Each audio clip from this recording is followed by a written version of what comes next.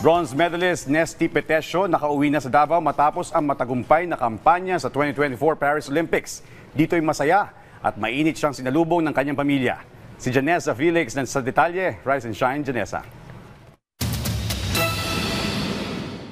Mainit na sinalubong ng mga Davaoenyo ang pagdating ni Paris Olympics 2024 bronze medalist Nesty Petesio. Umaga pa lang, dumating na ang kanyang pamilya sa Davao International Airport kasama ang mga opisyalis ng Sangguniang Kabataan ng lungsod. Ang motorcade inorganisa mismo ng lokal na pamahalaan ng Davao. Pagkatapos ay tinanggap naman ito ni Councilor Christine Pinque Mercado at ni City Economic Enterprise Head Maki Macalipis. Masayang nagpapasalamat si Nesty na nakauwi nito sa Davao at makakasama niya na ulit ang kanyang pamilya na matagal na niyang hindi nagkakasama dahil sa mga trainings. Plano ngayon ni Nesty na ipagpatuloy ang kanyang layunin na makakuha ng gintong medalya sa Olympics 2028 na gaganapin sa Los Angeles sa Estados Unidos.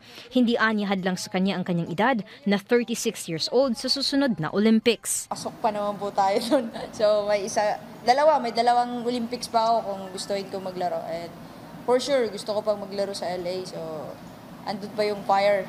Hindi pa namamatay. So. Sa kabilang banda, masaya ang nanay ni Nesty na si Priscilla Petesio sa pagkapanalo sa Paris Olympics.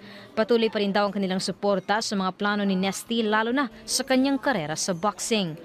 Sobra po among kalipay kay ang suporta sa natong Davaoenyo labi na po din sa Davao City bisan taga Santa Cruz Minapuyo, at least padayon ang suporta sa among anak o nagpasalamat po mi sa Ginoo nga safety sinesty sa iyang dula o safety siyang nakauli din sa amo karon. Nakatakdang magsagawa ng motorcade ang lokal na pamahalaan ng Santa Cruz sa Martes, ika-22 ng Agosto sa pagdating ni Nesty sa kanyang lugar ng kapanganakan sa munisipalidad ng Santa Cruz. Janessa Felix para sa Pambansang TV sa Bagong Pilipinas.